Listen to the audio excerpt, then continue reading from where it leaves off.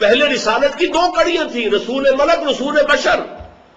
اب تیسری کڑی ہے یہ امت محمد صلی اللہ علیہ وسلم. تا قیام قیامت رسالت کی یہ تیسری کڑی ہے جو لگ گئی ہے پوری نوع انسانی تک اسی طریقے سے شہادت علی الناس کا فریضہ ادا کرنا.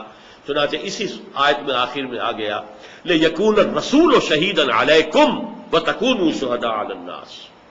اور پھر اس کو کھل کر جو بیان کیا گیا کہ امت کی تاسیس کی غرض و غایت ہی یہ ہے وَکَذَلِکَ جَعَلْنَاکُمْ أُمَّةً وَسَطًا لِتَکُونُوا شُہَدَاءَ عَلَى النَّاسِ وَیَکُونَ الرَّسُولُ عَلَیکُمْ شَهِیدًا. ظاہر بات ہے کہ یہ کام محنت چاہتا ہے، مشقت چاہتا ہے، وقت خرچ کرنا پڑتا ہے، مالی وسائل صرف کرنے پڑتے ہیں. کسی دعوت کو پھیلا دینا، عام کر دینا، پہنچا دینا، اس وقت پورے انسانوں تک اس دعوت کا پہنچا دینا آسان کام نہیں. یہ جہاد فی سبیل اللہ کی دوسری منزل ہے. اب اس کی بھی 3 سب سٹیجز ہیں.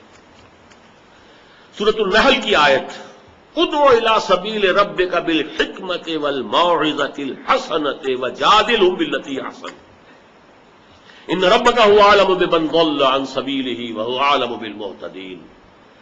یہ سوسائٹی کے اندر 3 طبقات کی نشاندہی کی ہے. بہت اہم ہے. یہ لوگوں نے دعوت و تبلیغ کو بڑا آسان کام سمجھا ہوا ہے. لوگ آسان سمجھتے ہیں مسلمان ہونا، اور پھر یہ دعوت و تبلیغ تو گویا کہ بہت ہی آسان کام ہے. تقریر کی، ادھر ادھر کی باتیں کی، اور کچھ قصے کہانیاں، وما علینا الا البلاغ، گویا کہ بس ہم نے اپنی ذمہ داری جو ہے وہ بلاغ کی، وہ ہم نے ادا کر دی. یہ بلاغ و تبلیغ جو ہے اس کے تقاضوں میں سر فہرست ہے دعوت بالحکمہ، حکمت کے ساتھ، دانائی کے ساتھ. اب دانائی کو بھی عام طور لوگوں نے سمجھا ہے حکمت عملی، یعنی حکمت تبلیغ جسے کہتے ہیں. اگر آدمی کو دیکھو، آدمی کی نفسیات کو دیکھو، مناسب وقت تلاش کرو، یہ اپنی جگہ ہے، اس کی نفی نہیں. اصل شے جو یہاں پر ہے وہ موعظۃ الحسنہ کے مقابلے میں آ رہا ہے بالحکمہ، دلیل کے ساتھ، برہان کے ساتھ، آرگیومنٹس کے ساتھ. اس لیے کہ جب قرآن اپنے مخالفین سے مانگتا ہے قل ہاتوا برہانکم ان کنتم صادقین، تو مخالفین کو بھی حق حاصل ہے کہ وہ مانگے کہ برہان لاؤ، دلیل لاؤ، ہمارے اعتراضات کا جواب دو، ان کا توڑ فراہم کرو. اس حوالے سے نوٹ کر لیجئے انسانی معاشرے کے اندر جیسے کہ ایک انسان کے جسم میں یہ دماغ جو ہے چھوٹی سی چیز ہے، آدھا سیر کا ہوگا، کتنا ہوگا، سیر بھر کا ہوگا میکسیمم. 2 من کے وزن کو کنٹرول کرتا، پورا جسم اس کے کنٹرول میں ہے. ہاتھ چل سکتے ہیں، ہاتھ جو ہے وہ کسی شے کو پکڑ سکتے ہیں، کس شے کو پکڑے کس کو نہ پکڑے اس کا فیصلہ یہاں ہوتا. اٹھا لو لکڑی ہے، نہیں ہاتھ نہ لگانا سانپ ہے. یہ یہاں سے انفارمیشن پاس ہوئی ہے، یہاں فیصلہ کیا گیا، یہاں سے حکم آیا اور ہاتھ آگے بڑھ گیا تھا اور پھر پیچھے کھینچ گیا. کنٹرول کہاں سے ہو رہا ہے؟ یہاں سے. پاؤں ہمیں لے کر چل سکتے ہیں، کدھر جائیں کدھر نہ جائیں، فیصلہ یہاں ہوتا ہے. بالکل اسی طرح انسانی معاشرہ بیہیو کرتا ہے ایک لیونگ آرگنزم کے طور پر. اس کا ایک برین ٹرسٹ کہلاتا ہے. ان کا انٹیلیجنسیا، انٹلیکچوئل ایلیٹ اصطلاحات مختلف ہیں. ایک طبقہ ہے وہ سوچنے سمجھنے والوں کا ہے، وہ طے کرتے ہیں کس چیز کا فروغ ہونا ہے، کس چیز کو روک دینا ہے، کدھر بڑھنا ہے، کدھر سے پیچھے ہٹ جانا ہے.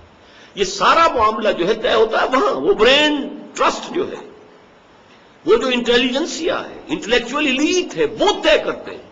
اور پورا جو ہمارا قوم کا معاشرے کا معاملہ ہے وہ جیسے کہ ہاتھ اور پاؤں ہیں، وہی نعرے زبان پر آ جائیں گے، وہی جو ہے حرکت شروع ہو جائے گی، وہی سارے ہنگامے جو ہے شروع ہو جائیں گے، لیکن فیصلہ کسی اور جگہ ہوا تھا. اب ایسے بھی ہر انقلابی عمل میں آپ کو معلوم ہے کہ سب سے پہلے نظریہ جو ہے وہ جو اس کا ذہین طبقہ ہے وہ اس کو قبول کرتا ہے، پھر اسے وہ گراس روٹ لیول تک پہنچاتا ہے بعد میں. بہرحال اس کے لیے ظاہر بات ہے کہ واعظ و نصیحت مؤثر نہیں ہے. ان کے دماغوں کے اندر نظریات ہیں، افکار ہیں، خیالات ہیں، کہیں ڈارونزم ہے، کہیں مارکسزم ہے، کہیں لاجیکل پازیٹیوزم ہے، کہیں ایگزسٹینشلزم ہے، کہیں امپیریسزم ہے، نہ معلوم کتنے اسم ہیں، بے شمار ہیں. ڈائلیکٹیکل میٹیریلزم ہے، بے شمار ہے، فلسفے بیٹھے ہوئے ہیں. ان کا توڑ آپ کو کرنا پڑے گا، دلائل کے ساتھ کرنا ہوگا. اور ان کا یہ دماغ حجاب ہے، آپ ان کے دل تک، you can't reach their hearts, اس لیے کہ بیریئر ہے. ان کے نظریات جو ہے وہ ایک بیریئر کی شکل میں، آپ ان کے دل تک بات رسائی حاصل نہیں کر سکتے. پہلے اس بیریئر کو پیئرس کرنا ہوگا، اسے توڑنا ہوگا، اس کے اندر سے گزرنا ہوگا. اس کے لیے ضرورت ہے ان لوگوں کی جو اسی لیول پر بات کر سکیں، ان نظریات سے کما حق واقف ہو، پھر ان پر تنقید کر سکیں. تنقید بھی ویلڈ ہو، معقول ہو، منطقی ہو، مدلل ہو. ظاہر بات ہے وہ فتویٰ کام نہیں کرے گا، یہ حرام ہے یہ چیز، ٹھیک ہے بھائی حرام اور حال تو اپنے پاس رکھو، یہ قرآن نے فیصلہ کیا، تم قرآن کو مانتے ہو، ہمارے تو یہ دلائل ہیں، ان کا جواب دو.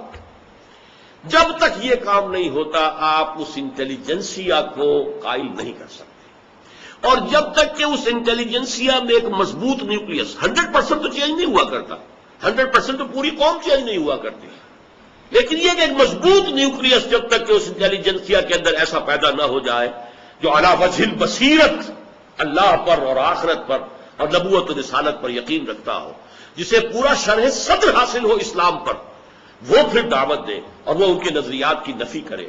گویا کہ امام غزالی اگر انہوں نے تحافۃ الفلاسفہ لکھی، یا امام ابن تیمیہ نے اگر الرد علی المنطقیین لکھی، تو اس کا کوئی وزن تھا. لیکن پہلے غزالی بننا پڑے گا نا، پہلے ابن تیمیہ تک کے مقام تک رسائی حاصل کرنی ہوگی. یہ لائف لانگ سٹرگل ہے. دنیا کے جو بڑے شاندار کیریئرز ہیں، تنخواہیں مل رہی ہیں، یہ مراعات حاصل ہوتی ہیں، ان سب کو چھوڑ کر فکر انسانی کا تجزیہ، فکر انسانی کی تاریخ کا جائزہ، موجودہ فکر کا صغرا کبرا، اس کے اندر کہاں خرابی پیدا ہوئی ہے، ٹیڑھ کہاں آئی ہے. ظاہر بات ہے باطل محض تو کوئی بھی نہیں ہے، باطل محض کا تو کوئی وجود ہی نہیں ہے. باطل ہمیشہ حق کی کسی جز کو لے کر اس پر اپنا کانا بانا بنتا ہے. باطل میں سلامت ہے ہی نہیں، وہ کھڑا رہ ہی نہیں سکتا، وہ تو کوئی نہ کوئی حق کا جز لیتا ہے اور اس کے اوپر ردے اپنے چڑھاتا ہے باطل کے، اس کے بل پر وہ اپنا وجود جو ہے برقرار رکھتا ہے. آپ کو اس میں تجزیہ کرنا پڑے گا، اس میں حق کتنا ہے، باطل کتنا ہے، صحیح کتنا ہے، غلط کتنا ہے. علی وجہ البصیرت جس کو کہ حضور نے فرمایا، بلکہ حضور سے اللہ نے فرمایا، قل ھذہ سبیلی ادعو الی اللہ علی بصیرۃ انا ومن اتبعنی. اے نبی کہہ دیجئے لوگوں یہ میرا راستہ ہے، میں اللہ کی طرف بلا رہا ہوں، لیکن میں اندھیرے میں ٹامے کوئیا نہیں مار رہا ہوں. علی وجہ البصیرت، یہ علی وجہ البصیرت ایمان حاصل کرنا کوئی آسان کام تو نہیں. پھر اس بصیرت، اس کی روشنی میں پھر ان تمام علوم اور افکار کا تجزیہ کرنا آسان کام تو نہیں. جیسا کہ میں نے عرض کیا لائف لانگ پروسیس ہے، اپنے آپ کو لگا دینا پڑے گا، کھپا دینا پڑے گا. ویسے بھی دنیاوی مثالیں بھی ہمارے سامنے ہیں. جب مارکس کتاب لکھ رہا تھا داس کیپیٹل تو اسے فاقے آ رہے تھے. کریٹو ورک دنیا میں ہوا ہے تو فاقوں کے ساتھ ہوا ہے، یہ نہیں ہے. یہ جو بڑے اعلیٰ ریسرچ ادارے ہوتے ہیں، تنخواہیں مل رہی ہیں، تو وہاں کوئی کریٹو ورک نہیں ہوا کرتا، تحقیقی کام ہو جاتے ہیں. کوئی پرانا مخطوطہ لیا اور اس کی ایڈیٹنگ کر دی اور اس کا جو ہے وہ کچھ جو احادیث آ گئی تھی وہ تخریج کر دی، ڈاکٹریٹ لے لی، اللہ خیر چلو. کریٹو ورک، تخلیقی کام تو فاقے کر کے ہوئے، دنیا میں جہاں بھی ہوئے اسی طریقے سے ہوئے. یہ ہے اس کی بلند ترین منزل، ادعو الی سبیل ربک بالحکمہ. لیکن اس کے بعد نمبر 2 ہے عوام الناس. ان عوام الناس جن کے ذہن جو ہے خالی سلیٹس کے مانند ہیں، کلین سلیٹس، آپ جو چاہیں لکھ دیں، ان کے دماغوں میں کوئی خناس نہیں، انہیں پتہ ہی نہیں ڈارون کس بلا کا نام ہے اور یہ کہ فرائڈ کس چڑیا کا نام تھا اور مارکس جو ہے وہ کس بلا کا، انہیں کچھ پتہ نہیں. ان کے لیے تو یہ ہے کہ از دل خیزت بر دل خیزت. جو بات آپ کہیں گے اگر آپ کے دل سے نکلی ہے، دل سے نکلی ہو، صرف آپ کے دماغ سے نہ نکلی ہو، دل سے نکلی، اگر وہ آپ کے دل سے نکلی ہوئی بات ہے، چاہے ٹوٹی پھوٹی زبان میں ہو، چاہے آپ اس کے اندر جو ہے کوئی مرصع اور مسجع زبان استعمال نہ کر سکے، کوئی بات نہیں، دل سے ہو، خلوص کے ساتھ وہ دل سے بات نکلے، دل پر جا اترے گی. از دل خیزت بر دل ریزت. اس کے لیے دوسرا تقاضا پھر یہ ہے کہ جو آپ جس چیز کی دعوت دے رہے خود اس کا ایک نمونہ ہوں. وَمَنْ أَحْسَنُ قَوْلًا مِّمَّنْ دَعَا إِلَى اللَّهِ وَعَمِلَ صَالِحًا وَقَالَ إِنَّنِي مِنَ الْمُسْلِمِينَ. اور اپنی شخصیت کو جو ہے اس کے اوپر جو تھرسٹ کرنے کی کوشش نہ کیجیے، اس کے اوپر جو ہے اپنی شخصیت کا بوجھ ڈالنے کی کوشش نہ کیجیے، بلکہ یہ کہ آپ کے میں بھی ایک مسلمان ہوں، ادنا مسلمان ہوں، اننی من المسلمین. یہ دعوت جو ہے بالموعظۃ الحسنہ یہ ہے عوام الناس کے لیے، اور یہ مؤثر ہے، اس کے بہت فائدہ ہے. اگرچہ جب تک وہ اس انٹیلیجنسیا کے اندر انٹلیکچوئل ایلیٹ میں، اس برین ٹرسٹ میں جب تک ایک مضبوط نیوکلیس نہیں بنے گا، اس وقت تک معاشرہ بحثیت مجموعی اس میں کوئی تبدیلی نہیں آئے گی. لاکھوں کے مجمع بھی ہو جائیں گے کہ جو افراد جو ہیں عوام، ان کے اندر تبدیلی آ گئی، زندگی بھی ان کے اندر کچھ بدل گئی، ان کے کچھ نماز روزے کا جو ہے وہ اہتمام ہو گیا، یہ سب کچھ ہو گیا، انہوں نے داڑیاں رکھ لی، انہوں نے بدا قطع صحیح کر لی. لیکن اگر وہ جو اوپر کا تھنک ٹینک ہے، وہ جو برین ٹرسٹ ہے، وہ جو آپ کا انٹیلیجنس، اس میں اگر مضبوط نیوکلیس نہیں ہے اور اس نے اپنے آپ کو منوا نہیں لیا ہے، اپنی چھاپ نہیں ڈال دی ہے، اور دوسرے لوگوں کے اوپر جو ہے اتمام حجت نہیں کر دیا ہے، تب تک معاشرہ بحیثیت مجموعی کسی تبدیلی کو قبول نہیں کرے گا. لیکن موعظۃ الحسنہ جو ہے وہ خود اپنی جگہ پر یہ دوسرا درجہ ہے. تیسرے درجے میں آیا ہے وَجَادِلْهُمْ بِالَّتِي أَحْسَنُ، اور جھگڑو ان سے مگر بڑے عمدہ طریقے سے. قرآن مجید میں جدال باللتی ہی احسن، اور یہ جدال کن کے خلاف؟ ظاہر بات ہے کہ آپ کے معاشرے میں آپ ہی تو نہیں ہیں، دیکھتا کہ ایک تم ہی استاد نہیں ہو غالب. آخر یہاں عیسائی مشنریز بھی ہیں، کام کر رہے ہیں، قادیانی مبلغین بھی ہیں، کام کر رہے ہیں، بہائی بھی ہیں اندر ہی اندر، ان کے مراکز ہیں، کام کر رہے ہیں. اب ان کے ساتھ جو ہے مجادلہ کرنا پڑتا ہے، جو لوگ کے کسی طرح سے ڈھٹائی کے اوپر اتر آئے ہیں. اور ظاہر بات ہے they are paid for that, یہ ان کے پیشے ہیں، ان کے لیے تو انہوں نے اسی کی تیاری کی ہے. اس کے لیے پھر ان کے ساتھ to meet them in their own elements, جس کو انگریزی میں کہتے ہیں، پھر جدال بھی کرنا پڑے گا تاکہ ان کو چپ کیا جا سکے، ورنہ عوام الناس کے اوپر ان کا اثر ہوگا. اس کے لیے بھی تیاری کرنی پڑے گی. اگرچہ اس کا جو خاص فن ہمارے ہاں جو پھر بنا ہے وہ مناظرہ ہے، اور مناظرے میں یہ پیش نظر ہوتا ہی نہیں ہے کہ آپ نے اپنا جو مخاطب ہے، جو سامنے مخالف ہے، جو آپ کا جس سے آپ مقابلہ اور مناظرہ کر رہے ہیں، اسے قائل کرنا پیش نظر نہیں ہوتا، اسے چپ کرانا پیش نظر ہوتا ہے. اور اس کے لیے دلیل بھی بعض حضرات نے اختیار کی ہے. سورہ عنکبوت کی وہ آیت وَلَا تُجَادِلُوا أَهْلَ الْكِتَابِ إِلَّا بِالَّتِي أَحْسَنُ إِلَّا الَّذِينَ ظَلَمُوا مِنْهُمْ، یہ اللہ کی پھر تو نفی اللہ کے ساتھ ہو گئی، تو معلوم ہوا کہ ان کے ساتھ جو ہے اس انداز سے بھی جس کو مناظرہ پھر ہمارے ہاں اسی پر وہ فن جو ہے ڈیولپ ہوا ہے، وہ اس کی بھی ضرورت ہے. اس لیے کہ واقعہ یہ ہے کہ اگر پچھلی صدی میں جب ہمارے پاس یہ کولونیل رول کا ایک سیلاب آیا تھا، ایک تو ہم شکست خوردہ مرعوب، اب اس کے ساتھ مشنریز کا سیلاب آ گیا. اس وقت جو پادری فینڈر جب آیا ہے اور کلکتے سے شروع ہو کر دلی تک پہنچ گیا، درمیان کے تمام بڑے بڑے شہروں میں اس نے مسلمانوں کو شکست دی، علماء کو مناظروں کے اندر، تو پھر یہ کہ ایک کھلبلی مچ گئی. اور پھر کھڑے ہو کر اس نے دہلی کی جامع مسجد کی سیڑھیوں پر اعلان کر دیا کہ میں کلکتے سے یہاں تک پہنچ گیا ہوں اور کوئی عالم دین مسلمان میرا مقابلہ نہیں کر سکا ہے، میں نے سب کو شکستیں دی ہیں، اب میں پورے ہندوستان کے تمام علماء کو چیلنج تھرو کر رہا ہوں. اگر اس وقت کوئی مقابلے میں نہ آتا تو آپ سوچئے عوام پر کیا اثر ہوتا. ایک طرف سیاسی محکومی، اس کی مرعوبیت، دوسری طرف یہ کہ ہمارے علماء تو رہ گئے، ان کے پاس تو دلیل ہی نہیں ہے، عوام کے پاس تو کچھ تھا ہی نہیں، نہ وہ قرآن سے واقف، نہ حدیث سے واقف، نہ عربی زبان سے واقف. یہ تو علماء ہی تھے نا جن پر تکیہ تھا. علماء اگر ہار گئے تو پھر ایک سیلاب آ جاتا عیسائیت. تو اللہ تعالیٰ کا فضل ہوا، کرم ہوا، اس کی مشیت ہے.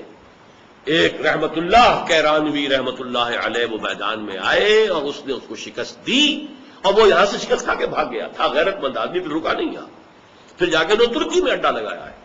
یہ رحمت اللہ کیرانوی صاحب حج کے لیے گئے ہوئے تھے، اور وہ اس وقت خلافت عثمانیہ کا علاقہ تھا. انہیں معلوم ہوا، وہاں پیغام آیا خلافت عثمانیہ سے کہ آپ آئیے یہاں پر. اس نے، ہم نے سنا آپ نے شکست دی تھی اس کو، فینڈر کو، اس نے ہمارا ناز قبل کر رکھا یہاں کے علماء کا. پھر یہ جب چلے ہیں اور اسے علم آیا کہ رحمت اللہ آ رہا ہے تو وہ وہاں سے ہی بھاگ گیا.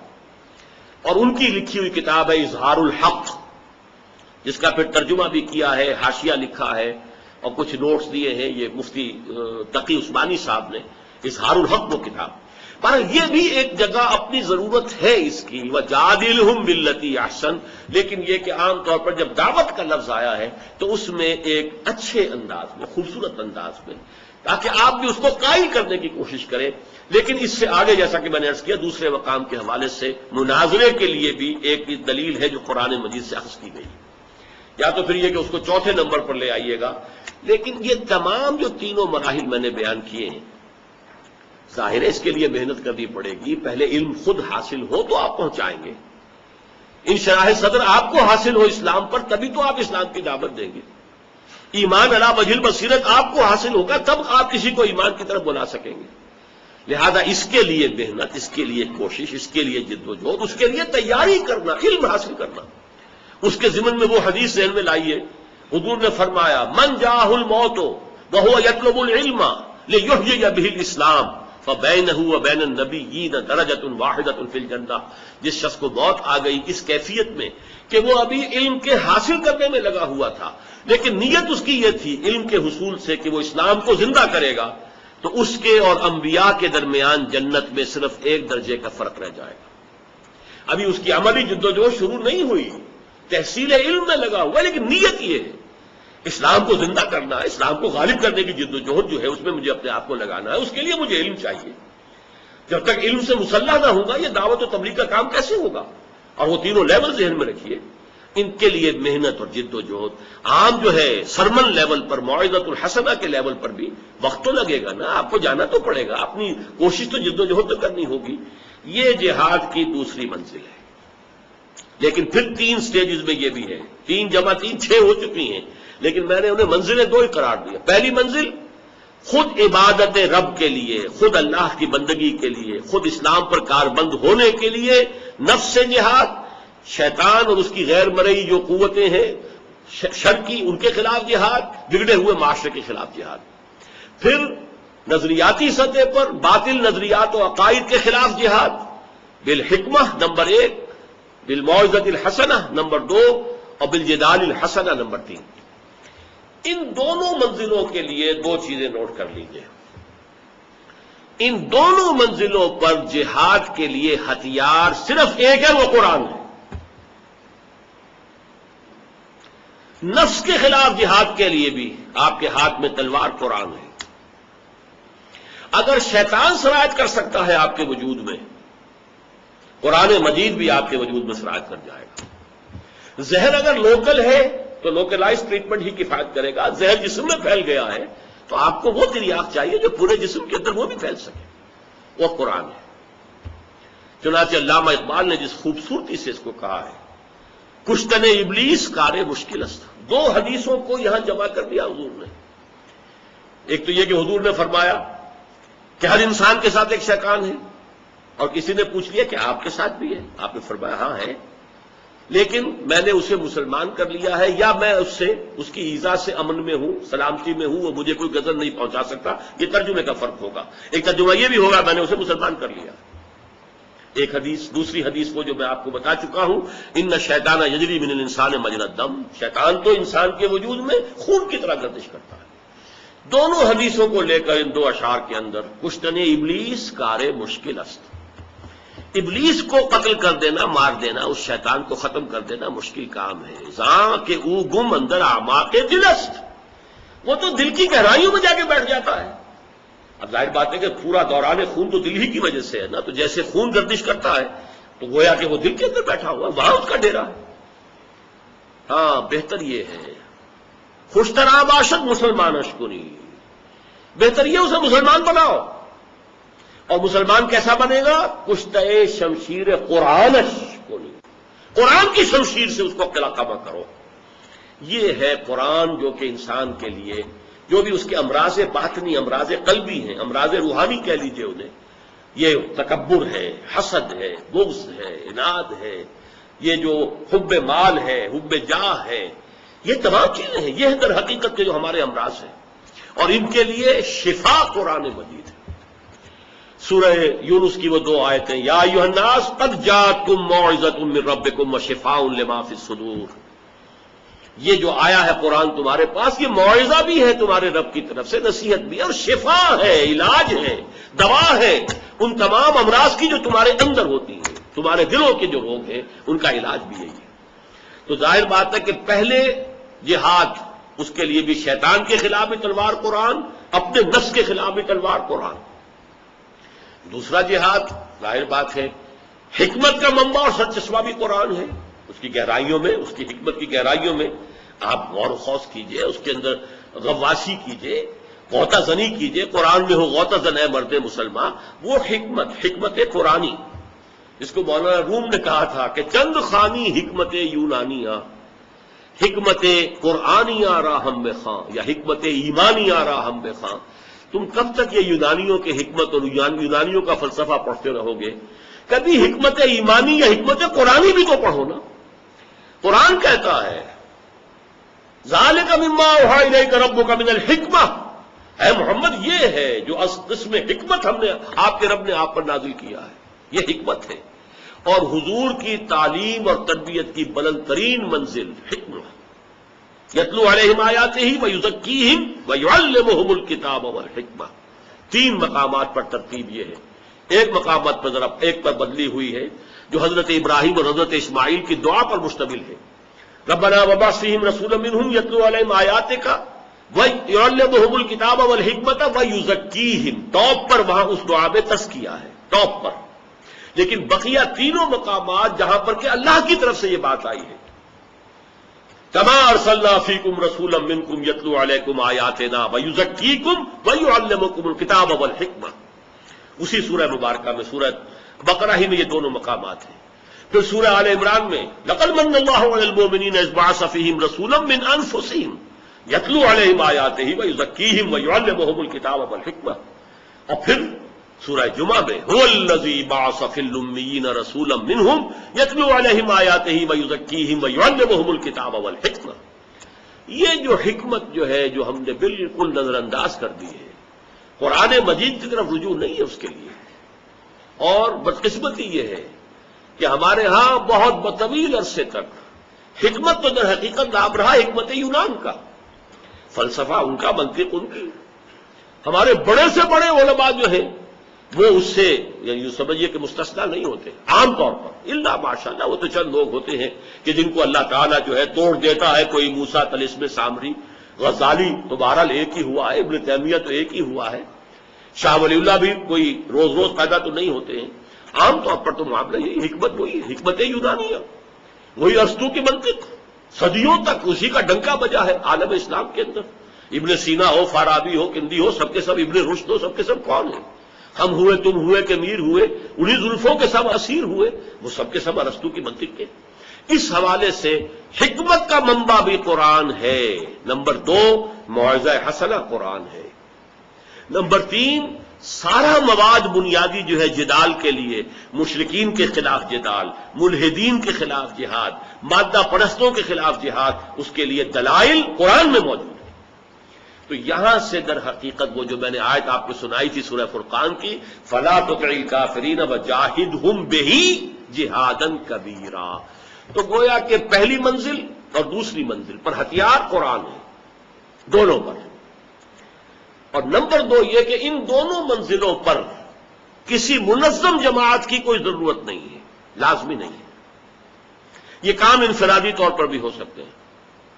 ایک شخص خود اپنے نفس سے، ظاہر بات ہے کہ اپنے نفس کے خلاف تو جہاد اور اپنے شیطان کے خلاف جہاد تو خود ہی کرنا پڑے گا، کوئی جماعت جو ہے اس کے لیے کوئی لازم نہیں ہے۔ اسی طریقے سے کوئی ایک شخص سے داعی بن کر کھڑا رہے، 950 برس تک دعوت دیتا رہے، نہیں کوئی ساتھی آئے، کوئی اگلا قدم نہیں اٹھا، نہیں صحیح۔ حضرت نوح علیہ السلام کی مثال۔ تو یہ کام انفرادی بھی ہو سکتے ہیں، البتہ یہ ہے کہ پہلی منزل پر اگر صحبت نصیب ہو جائے کچھ ایسے لوگوں کی جو اسی کشاکش میں خود بھی لگے ہوئے، کونوا مع الصادقین، ان کے ساتھ رہو، ان کے ساتھ رہو، ان کی صحبت اختیار کرو۔ وہ صادقین کون ہیں؟ وہ سورہ الحجرات کی آیت نمبر 15، اولئک هم الصادقون انما المؤمنون الذين آمنوا بالله ورسوله ثم لم يرتابوا وجاهدوا باموالهم وانفسهم في سبيل الله اولئک هم الصادقون۔ کونوا مع الصادقین، ایسے سچوں کی، ایسے صادقین کی تلاش کرو، ان کی صحبت حاصل کرو، ان کے ساتھ رہو۔ اس سے یقیناً خربوزے کو دیکھ کر خربوزہ رنگ پکڑتا ہے، آپ صحبت جو ہے اس کا اثر ہوتا ہے، تو یہ اس میں مفید ہے، لیکن لازم نہیں ہے کہ کوئی جماعت منظم کوئی جماعت ہو۔ اسی طرح دعوت و تبلیغ کا جہاد انفرادی طور پر بھی ہو سکتا ہے۔ شاہ ولی اللہ نے خالص انفرادی طور پر کیا، نہ کوئی ادارہ تھا، نہ کوئی انجمن تھی، نہ کوئی اور کوئی درسگاہ، کوئی دارالعلوم، کچھ بھی نہیں کیا۔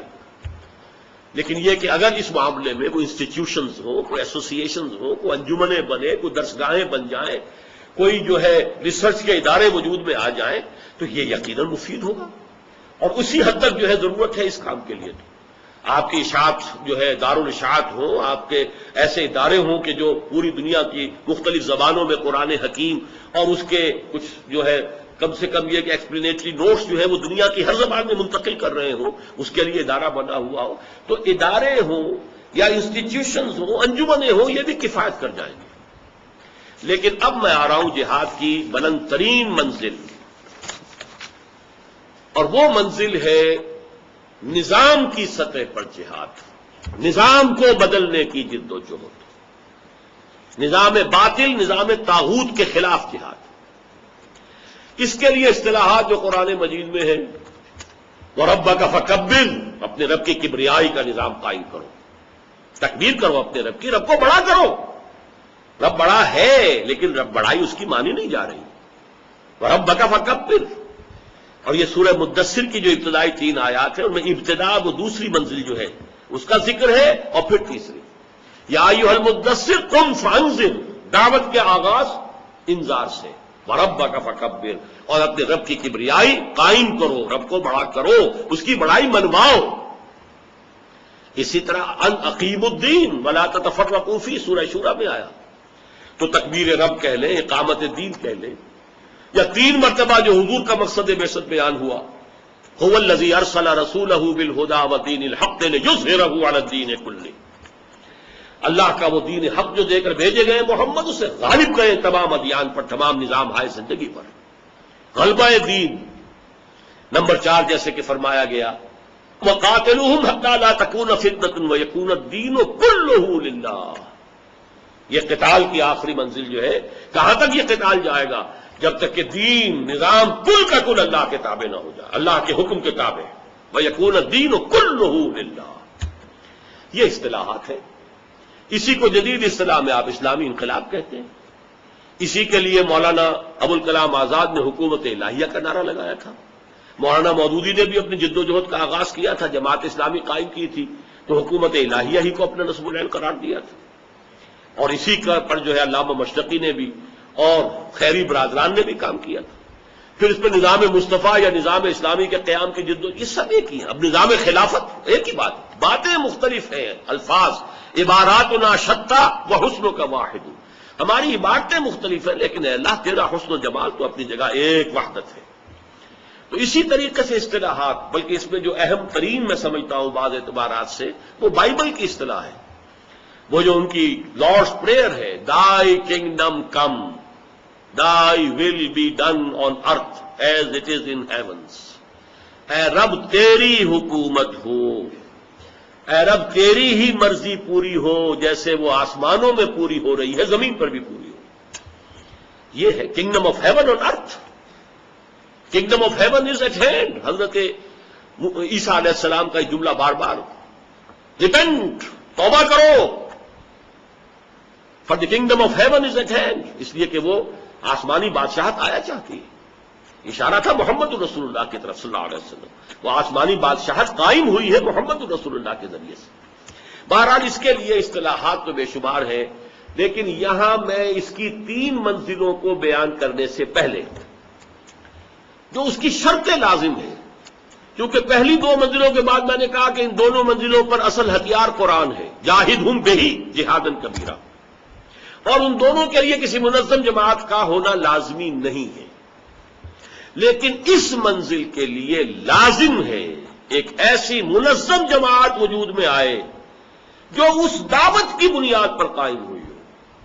یہ نہیں کہ کوئی ایک قومی بنیاد پر کوئی ایک گروہ ہے آ گیا ہے، اب تو ظاہر بات ہے مسلمان اقوام ہیں، قومی سطح پر کوئی جد و جہد ہو رہی ہے، اس کی وجہ سے جمع ہو جائے، نہیں، جو اس دعوت بندگی رب کی بنیاد پر، جو اس شہادت علی الناس کی بنیاد پر جو لوگ شعوری طور پر اسے قبول کر کے آئیں، ان پر مشتمل ایک منظم جماعت کا ہونا ضروری ہے۔ اس تیسری منزل یہ اس کے لیے شرط لازم ہے، جیسے نماز کے لیے وضو شرط ہے، ایسے ہی اس تیسری منزل کے جہاد کے لیے اسے اقامت دین کا جہاد کہیں، اسے اسلامی انقلاب کا جہاد کہیں، اسے غلبہ دین کی جد و جہد کہیں، اس کے لیے شرط لازم ہے ایک منظم جماعت ایسے لوگوں کی جنہوں نے اسلام کو، ایمان کو شعوری طور پر قبول کیا ہو، جو اپنے نفس سے جہاد کی منزل جو ہے وہ سر کر کے آئے ہوں، اپنے نفس کو تابع کر چکے ہوں اللہ اس کے رسول کے احکام کے، ایسے لوگ جمع ہوں ایک منظم جماعت کی شکل میں، یہ شرط لازم ہے. یہ اگر شرط پوری نہیں ہوتی تو پھر وہ جہاد فی سبیل اللہ کی منزل نہیں. ہو سکتا ہے وہ جہاد فی سبیل الحریہ ہو جسے نام دے دیا گیا جہاد فی سبیل اللہ کا، وہ کسی اور نوعیت کا جہاد ہو جس کو کوئی نام دے دیا گیا ہو جہاد فی سبیل اللہ کا، جیسا کہ میں شروع میں عرض کر چکا ہوں. یہ شرط لازم ہے اس کے لیے، جیسے کہ حضور نے فرمایا ید اللہ علی الجماعہ، جیسے کہ آپ نے فرمایا علیکم بالجماعہ، جیسے کہ حضرت عمر نے فرمایا لا اسلام الا بالجماعہ ولا جماعہ الا بالامارہ ولا امارہ الا بالسماع ولا سماع الا بالطاعہ. جماعت کے بغیر کوئی اسلام نہیں اور کسی عمارت کے بغیر کوئی جماعت نہیں. کچھ لوگ جو ہے وہ کہتے ہیں کہ پوری امت جو ہے وہ بس ایک جماعت ہے. اس کا امام کون ہے پھر بتاؤ؟ لا اسلام الا بالجماعہ ولا جماعہ الا بالامارہ. کوئی امیر ہے پوری امت کا؟ نہیں ہے تو پھر یہ جماعت نہیں ہے. یہ تو علامہ اقبال نے بھی کہ جو امت کی وحدت کے سب سے بڑے حدی خواہ تھے، آخر کار انہیں ماننا پڑا کہ اس وقت کوئی امت مسلمہ دنیا میں موجود نہیں ہے. Instead we have a number of Muslim nations. انہوں نے اس وقت کہا تھا اپنے خطبات کے اندر، آج میں کہہ رہا ہوں وہ در حقیقت وہ اب نمبر آف مسلم کنٹریز وہ ہے. ٹھیک ہے، مسلمان ملک ہے، مسلمان ہونے کے ناطے ان کے حقوق ہیں. المسلم علی المسلم للمسلم علی المسلم ستۃ، حقوق ہیں، وہ رہیں گے. لیکن امت تو جماعت تو وہ نہیں ہے. تو ید اللہ علی الجماعہ علیکم بالجماعہ اور لا اسلام الا بالجماعہ، یہ اثر ہے حضرت عمر کا. اور اثر کو بھی حدیث شمار کیا جاتا ہے. خبر اور اثر، خبر وہ ہے جو حضور کا قول یا فعل یا تقریر ہو، اور کسی صحابی کا قول یا فعل یا تقریر یہ اثر ہے. ان دونوں کو جمع کرتے تو حدیث بنتی ہے. تو یہ بھی حدیث ہے. لا اسلام الا بالجماعہ ولا جماعہ الا بالامارہ ولا امارہ الا بالسماع ولا سماع الا بالطاعہ. اسلام کی جماعت کے بغیر نہیں، جماعت امیر کے بغیر نہیں. اور امیر کا فائدہ کیا اگر اس کا حکم سنا نہ جائے، اور سننے کا فائدہ کیا اگر اس کی اطاعت نہ کی جائے. اور یہاں میں وہ حدیث آپ کو سنا دینا چاہتا ہوں اس موضوع پر. ذروہ سنام جو ہے اس موضوع پر حضرت حارث اشعری رضی اللہ تعالیٰ عنہ سے روایت، حضور نے فرمایا انی آمرکم بخمس، مسلمانوں میں تمہیں 5 باتوں کا حکم دے کر جا رہا ہوں. اللہ امرنی بہن، یہ 2 کتابوں میں ہے یہ حدیث، مسند احمد ابن حنبل میں بھی ہے اور جامع ترمذی میں بھی. ایک جگہ پر یہ اضافی الفاظ ہیں اللہ امرنی بہن، میں تمہیں 5 باتوں کا حکم دیتا ہوں، اللہ نے مجھے ان کا حکم دیا ہے. بالجماعت والسمع والطاعت والہجرت والجہاد فی سبیل اللہ. یہ 5 ارکان ہیں اقامت دین کے. یہ تیسری منزل کے 5 ارکان ہیں، نوٹ کر لیجئے. جماعت، اور جماعت بھی ڈھیلی ڈھالی نہیں، کوئی ایسوسی ایشن نہیں، کوئی انجمن نہیں، کوئی موب نہیں. نہیں، جماعت سب اطاعت والی جماعت، وہ ڈسپلن کے لسن اینڈ اوبے، سب اطاعت. اور یہ جماعت ہوگی جو ہجرت اور جہاد کے مراحل طے کرے گی. اور ہجرت کے ضمن میں بھی پوچھا گیا ای الہجرت افضل یا رسول اللہ، فرمایا ان تہجر ما کرہ ربک. ہجرت کہاں سے شروع ہوئی؟ افضل ترین بنیادی ہجرت کیا ہے؟ افضل کون سی ہجرت ہے؟ کہ تم ہر اس چیز کو چھوڑ دو جو اللہ کو پسند نہیں. افضل الجہاد ان تجاہد نفسک فی طاعت اللہ. دونوں کو دیکھیں گے تو جڑ گئے. یہ تو نفی اور اثبات ایک ہی شے کی ہے. ہر اس شے کو چھوڑ دینا جو اللہ کو ناپسند ہے، اپنے نفس کو اللہ کے حکم کے تابع بنانا ہے، تو ایک ہی شے ہے. ایک ہی تصویر کے 2 رخ ہیں، ہجرت اور جہاد. حرام شے کو چھوڑ دینا یہ جو ہے ہجرت ہے، اور اپنے نفس کو پھر اس بات کے لیے تیار کرنا کہ وہ حرام کو چھوڑے، مجبور کرے، اسے مجبور کرنا، یہ جہاد ہے نفس کے خلاف. تو یہ جڑ میں دونوں مل جاتے ہیں. ٹاپ پر جا کر ہجرت کیا ہے؟ جب یہ جہاد تیسری منزل کا جہاد بھی آخری منزل میں پہنچتا ہے، اس کی بھی 3 سٹیجز ہیں، اس وقت پھر یہ ہے کہ اپنا گھر بار فیملی سب کو چھوڑ کر کسی ایک جگہ پر آ جانا. یہ ہجرت مدینہ جو ہے یہ فرض تھی. جنہوں نے نہیں کیا انہیں منافق قرار دیا گیا. ان کے کوئی حقوق مسلمانوں پر نہیں رہے.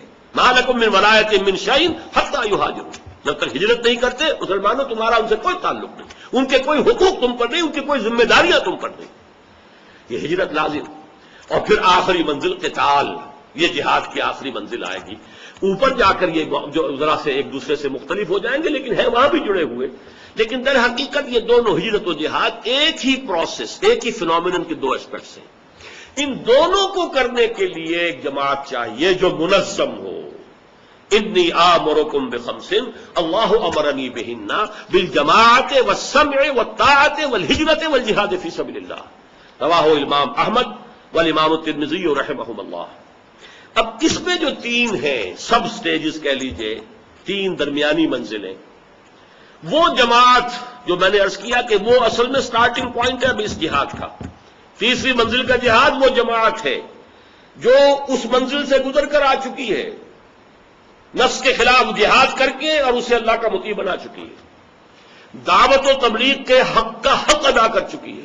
وہ جماعت وہ اب انقلابی مرحلے کے لیے، اقامت دین کے لیے جب آغاز کرے گی تو پہلا مرحلہ ہوگا پیسو ریزسٹنس، ماحول ریٹیلیٹ کرے گا، وربل اور فزیکل پرسیکیوشن آئے گی، پاگل ہو گئے، دماغ خراب ہے، دیوانے ہیں، اور یہ بات آپ کو معلوم ہے کہ یہ ساری باتیں کہی گئی محمد الرسول اللہ کے لیے صلی اللہ علیہ وسلم۔ مجنون، شاعر، ساحر، مسحور، اقتدابہ، ڈکٹیشن لے لیتے ہیں، ایک اجمی غلام گھر میں بند کیا ہوا ہے، اس سے ایک ڈکٹیشن لیتے ہیں، تورات اور انجیل کی باتیں اس سے سیکھتے ہیں، اور ہم پہ آ کر ڈھونس جماتے ہیں کہ یہ اللہ کی طرف سے وحی آئی، ساری باتیں سننی پڑی۔ وربل پرسیکیوشن اور اس کے بعد فزیکل پرسیکیوشن جو ہوئی ہے، خود حضور پر جو کچھ بیتا ہے، اور پھر جو خاص طور پر کمزور طبقات تھے، غلام تھے، نوجوان تھے، نوجوانوں پر بزرگوں کو حق تھا جو چاہے کرتے۔ حضرت عثمان رضی اللہ تعالیٰ عنہ بنو امیہ کے خاندان کے چشم و چراغ، ان کے چچا نے ایک چٹائی کے اندر انہیں لپیٹا اور دھواں دے دیا، دم گھٹ رہا تھا۔ سعد بن ابی وقاص، ان کی ماں نے جو ہے مرن پر رکھ لیا ہے۔ مصعب بن عمیر برہنہ کر کے گھر سے نکال دیے گئے ہیں۔ یہ جو کچھ ہو رہا ہے، اسی لیے حضرت عثمان نے اپنی زوجہ محترمہ حضور کی جو صاحبزادی تھی ان کے ساتھ ہجرت کی حبشہ کی طرف۔ غلاموں کا جو ہو رہا تھا معاملہ وہ سب کو معلوم ہے، میں اس کا ذکر نہیں کرنا چاہتا، لیکن اس دور میں حکم کیا تھا؟ کفو ایدیکم، نو ریٹیلیشن، ہاتھ روکے رکھو،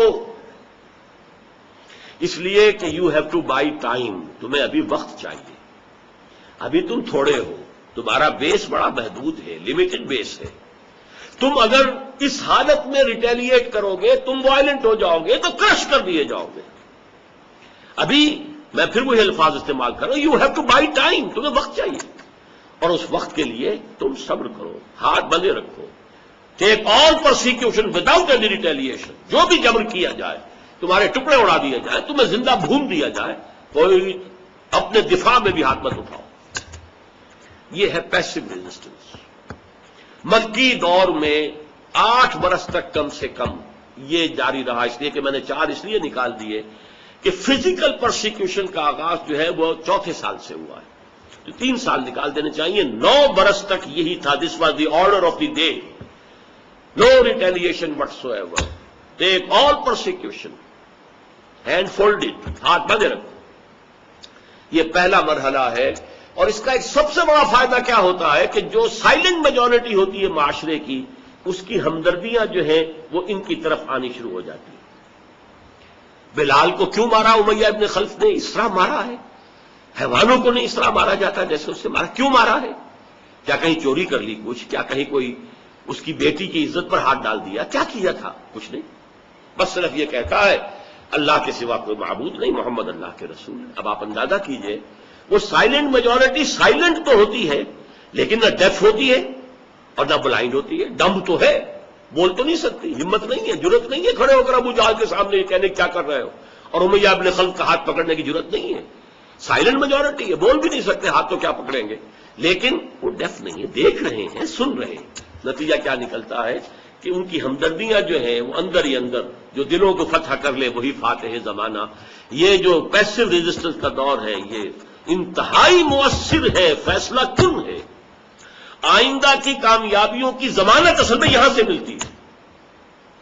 اگلی سٹیج آتی ہے پھر جب قیادت جو ہے اس جماعت کی یہ محسوس کرے، وہ انقلابی جماعت اس کی قیادت محسوس کرے، now we are strong enough, اب ہم مضبوط ہیں، تعداد بھی ہماری کافی ہے، معتدبے ہے، تربیت بھی صحیح ہوئی ہے، انہوں نے اپنے نفس کو بھی قابو میں کیا ہے، ان کی نیتیں بالکل خالص ہو چکی ہیں، خالصۃ لوجہ اللہ، یدعون ربہم بالغداۃ والعشی یریدون وجہہ، ان کی کیفیت یہ بن گئی ہے، پھر منظم ہے، ڈسپلن ہے، سم و طاعت کے پر کاربند ہو چکے ہیں، بڑی سے بڑی قربانی دینے کے لیے تیار ہیں، جانیں دینے کے لیے تیار ہیں۔ تو اب یہ ہے کہ اقدام کیا جائے، آگے بڑھ کر اس نظام باطل کو چھیڑا جائے۔ اس چھیڑنے کے بہت سے طریقے ہو سکتے ہیں. حضور نے ان کی تجارتی شاہراہ جو تھی جس پر ان کے قافلے جاتے تھے انہیں تھریٹن کر دیا. پولیٹیکل آئسولیشن کا بندوبست کر دیا کہ مختلف قبائل جو تھے ان کے ساتھ آپ نے معاہدے شروع کر دیے. یا پہلے قریش کے حلیف تھے اب حضور کے حلیف ہو گئے, یا نیوٹرل ہو گئے کہ نہ ہم ان کا ساتھ دیں گے نہ آپ کا ساتھ دیں گے. چلیے ٹھیک ہے, دونوں کے نتیجے میں تو پولیٹیکل انفلوئنس کا جو زون تھا حضور کا بڑھ رہا ہے اور قریش کا گھٹ رہا ہے. یہ سمجھتا ہوں میں کہ تنگ آمد بجنگ آمد ہوا ہے یہ, کہ جو پھر 1000 کا لشکر نکلا ہے مکے سے, یہ تنگ آمد بجنگ آمد ہے. انیشیٹ کیا حضور نے صلی اللہ علیہ وسلم. یہ اچھی طرح سمجھ لیجیے, یہ تو جہاد جو اللہ کے دین کو غالب کرنا چاہتے ہیں ان کا کام ہے نا. وہ باطل کو چھیڑیں گے, وہ باطل سے ٹکر لینا چاہتے ہیں, وہ اس درخت کو جڑ سے کھیڑنا چاہتے ہیں, اسے ہلانا شروع کریں گے تو اس کا امکان ہوگا کہ اسے اکھڑا جا سکے پودے کو. لہذا یہ ان کی طرف سے آغاز ہوتا ہے. یہ دور اب گزر گیا, علامہ شبلی کا زمانہ اور ان سے پہلے کا زمانہ, جب ہمارے سیرت نگاروں نے اپولوجیٹک انداز اختیار کیا تھا, معذرت خواہانہ انداز اختیار کیا تھا, جب وہ جہاد اور قتال کے خلاف پروپیگنڈا ہوا یورپ میں, اور بوئے خون آتی ہے اس قوم کے افسانوں سے, اور یہ الزام لگا کہ یہ ساری تبلیغ اسلام تو جو ہے وہ تلوار سے ہوئی ہے. نہیں, حضور نے تو جنگ شروع نہیں کی تھی, یہ تو جنگ ان پر ٹھوس دی گئی تھی, آپ نے تو مدافعانہ جنگ کی تھی. بالکل غلط. دین جو ہے وہ تو خود غالب ہونے کے لیے آیا ہے. الحق یعلو ولا یعلی علیہ. جب تک طاقت نہیں ہے ٹھیک ہے, غلبہ باطل کو برداشت کرنا پڑ رہا ہے, لیکن طاقت ہو اور پھر غلبہ باطل کو برداشت کر لیں تو یہ تو آپ کے حق کے اوپر ایمان اور یقین کی نفی ہو جائے گی. اس حوالے سے جان لیجئے کہ پیسو ریزسٹنس کے بعد ایکٹیو ریزسٹنس جو ہے در حقیقت اسی جہاد کی تیسری منزل کی دوسری سب منزل ہے. اور اس کا نتیجہ پھر ہوتا ہے جب آپ نے نظام کو چھیڑ ہی دیا, ان کو جو ہے ان کے جو مفادات ہیں, جو وہاں کے پریولیجز ہیں, ان کے مفادات کے اوپر جب زد پڑی ہے تو پھر تو وہ تو اٹھیں گے اور وہ اپنے نظام کو ڈیفینڈ کریں گے, پوری قوت کے ساتھ آپ پر حملہ آور ہوں گے, اور پھر ہوگا وہ ایکچوئل کنفلکٹ یا ایکچوئل کنفرنٹیشن, تصادم. اس تصادم کی دو شکلیں ہو سکتی ہیں. ایک شکل وہ ہے جو ہمیں سیرت نبوی صلی اللہ علیہ وسلم میں نظر آتی ہے, یہ تھا قتال فی سبیل اللہ. اب جنگ, قاتلوا فی سبیل اللہ الذین یقاتلونکم اذن للذین یقاتلون بانہم ظلموا قاتلوہم حتی لا تکون فتنۃ ویکون الدین للہ. اور پھر آخری بات, قاتلوہم حتی لا یکون فتنۃ ویکون الدین کلہ للہ. کوئی استثناء نہ رہے, دین کل کا کل اللہ کے تابع ہو جائے, نظام پورا کا پورا اللہ کی حاکمیت کے تابع ہو جائے. اور اس میں پھر وہ مقام جو مقام محبوبیت ہے, ان اللہ یحب الذین یقاتلون فی سبیلہ صفا کانہم بنیان مرصوص. اللہ کو تو علامہ اقبال نے یہیں سے وہ اسلوب مستعار لیا ہے کہ محبت مجھے ان جوانوں سے ہے ستاروں پہ جو ڈالتے ہیں کمند. اللہ کو تو محبت اپنے ان بندوں سے ہے جو اس کی راہ میں جنگ کرتے ہیں صفے باندھ کر گویا کہ سیسا پلائی ہوئی دیوار. یہ مقام ہے بلند ترین مقام, جس کو اقبال نے کہا ہے کہ مقام بندگی دیگر مقام عاشقی دیگر. ز نوری سجدہ می خواہی ز خاکی بے شدا خواہی, چنا خود را نگہ داری کے بائیں بے نیازی ہا, شہادت بر وجود خود ز خون دوستہ خواہی.